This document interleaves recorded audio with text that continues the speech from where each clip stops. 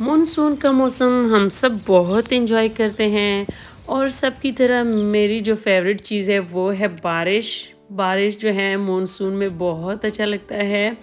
लेकिन मानसून जो है ना ये प्यारा मौसम जो है अपने साथ कई मसले मसाइल भी लेके आता है। तो आज की वीडियो में मैं आप लोगों के साथ कुछ मानसून के हवाले से कुछ इम्पोर्टेंट हैक्स शेयर करना चाहती हूँ। अगर आप इनको फॉलो करोगे तो आप भी इस मौसम को एंजॉय कर पाओगे। तो चलिए वीडियो शुरू करते हैं। अस्सलाम वालेकुम everyone, welcome to my YouTube channel.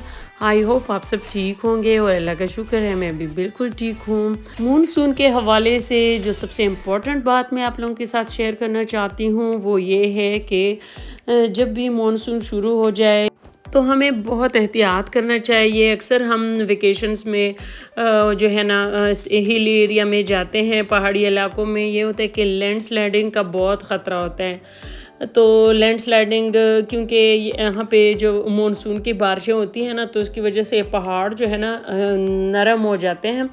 तो लैंडस्लाइडिंग का बहुत ख़तरा होता है पहाड़ी इलाकों में। और दूसरे ये कि अचानक से ये पानी आ जाते हैं तूफ़ानी वगैरह।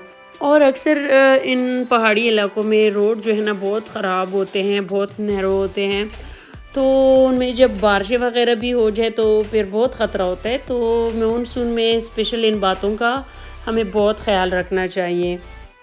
ये मैं अपने ये जून की ट्रिप की ही कुछ क्लिप्स आप लोगों के साथ शेयर कर रही हूँ। हमने बहुत एंजॉय किया था ये ट्रिप। और बस ये है कि हमें लाइफ को एंजॉय करना चाहिए लेकिन साथ में हमें बहुत ज़्यादा एहतियात भी करना चाहिए।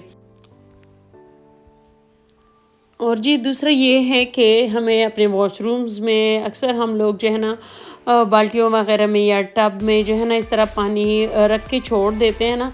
तो ये इनको खाली कर लेना चाहिए क्योंकि जो खड़ा पानी होता है स्टेगनेंट वाटर में जो मलेरिया और डेंगू के जो मच्छर है ना वो खड़े पानी में इनकी ग्रोथ होती है। तो हमें इन बाल्टियों और टब्स को जो है ना खाली करके रखना चाहिए। और जी मानसून में मक्खियाँ वगैरह भी काफ़ी ज़्यादा हो जाती हैं तो इससे हम काफ़ी परेशान होते हैं।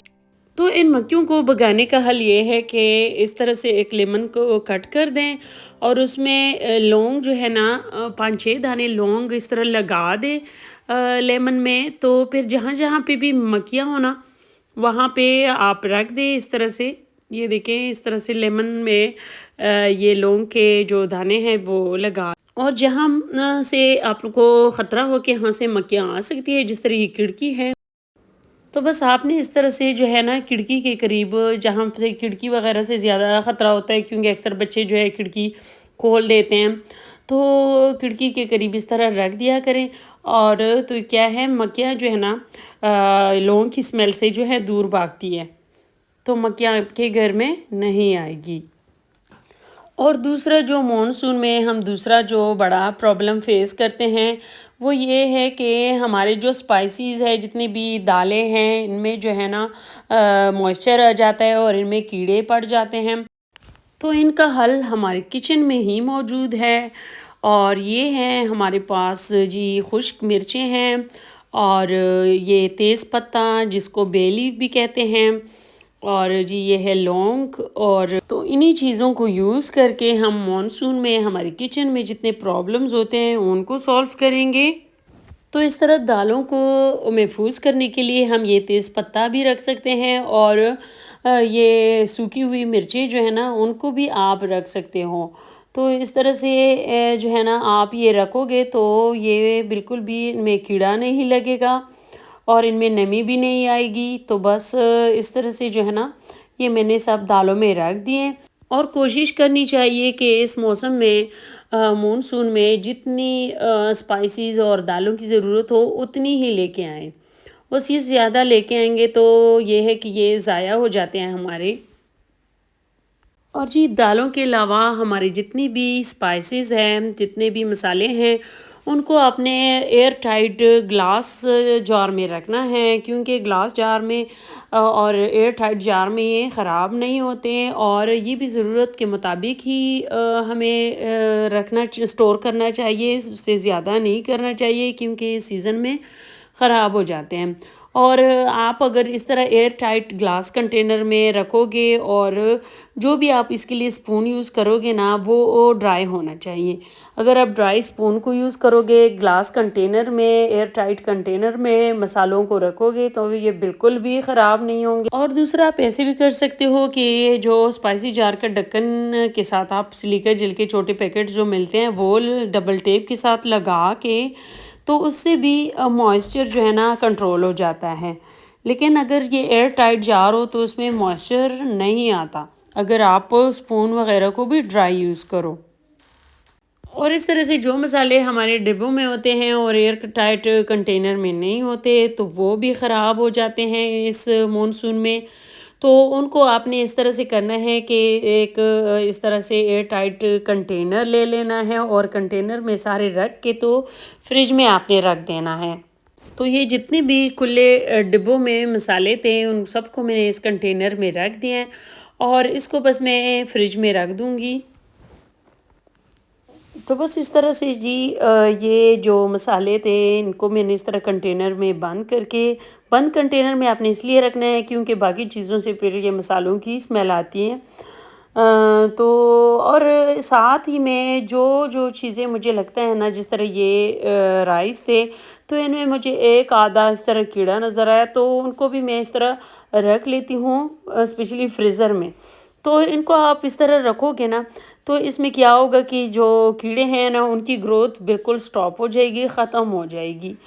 और जी इस तरह साथ में मैं ये इलायची वग़ैरह है, इनको भी मैं इधर ही रखती हूँ फ्रीज़र में, साइड पे, फ्रीज़र के डोर में, क्योंकि ये जो है ना, ये भी बहुत एक्सपेंसिव भी है इलायची, और ख़राब भी हो जाती हैं।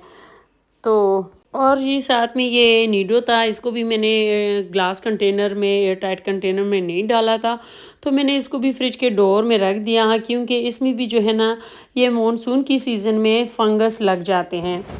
और इसी तरह मैंने ये कुल्फ़ा मिक्स बनाया है, तो इसको भी मैंने फ्रिज में ही रखा है, क्योंकि लास्ट ईयर मैंने बनाया था, तो वो बाहर पड़ा हुआ था इसी तरह ग्लास कंटेनर में, और फंगस लग चुका था उस पे।